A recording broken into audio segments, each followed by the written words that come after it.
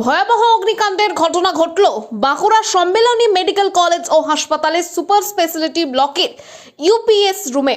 রবিবার ভোর রাতের এই ঘটনায় এখনো পর্যন্ত ক্ষয়ক্ষতির পরিমাণ জানা যায়নি। সূত্রের খবর, এদিন ভোর রাতে সম্মেলনী মেডিকেল কলেজ ও হাসপাতালের সুপার স্পেশালিটি ব্লকের ইউপিএস রুম থেকে হঠাৎ ধোঁয়া বেরোতে দেখা যায় বলে খবর।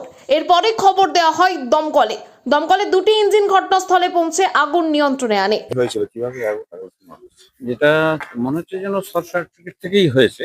যেটা হয়েছে ইউপিএস রুম, মানে আনইন্টারাপ্টেড পাওয়ার সাপ্লাই। আমাদের যদি কখনো কারেন্ট যায়, তার জন্য একটা জায়গা আছে, সেটা বলে ইউপিএস রুম, মানে তাকে সেখানে ব্যাটারি দিয়ে আবার ইমিডিয়েট, যেটা আর কি আমরা ইনভার্টার কথাটা বলি, ছোট বাড়িতে যেটা ইনভার্টার এই জাতীয় যেটার কাজটা সেটা।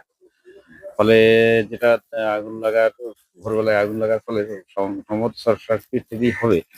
তো ইলেকট্রিক প্যানেল রুমের কাছে যেটা হওয়ার ফলে ব্যাটারিগুলো বেশ ক্ষতিগ্রস্ত হয়েছে। এবং তবে ক্ষয়ক্ষতি হতো? তবে হ্যাঁ, ব্যাটারিগুলো ক্ষয়ক্ষতি হয়েছে। তবে যেটা হয়েছে যে আমার মেন লাইন ঠিক আছে, মেন লাইন ঠিক আছে, এবং আমরা তার জন্য যেখান থেকে আমাদের পাওয়ার সাপ্লাই আসে সেখানে একটু বলেও রাখছি, যাতে মানে অনেক সময়তে রবিবারে ওনারা ওই করেন, অনেক সময়তে কিছু কিছু জায়গা অফ করেন কাজ করার জন্য, তাতে এই দিকটা সাপ্লাইটা ঠিক রাখে। আমাদের ইউপিএস গুলো কালকারি ব্যাটারি গুলো সব ব্যবস্থা করতে বলছে, কিন্তু ব্যাটারি গুলো ক্ষয়ক্ষতি হয়েছে ইউপিএস রুমটার মেন লাইনে।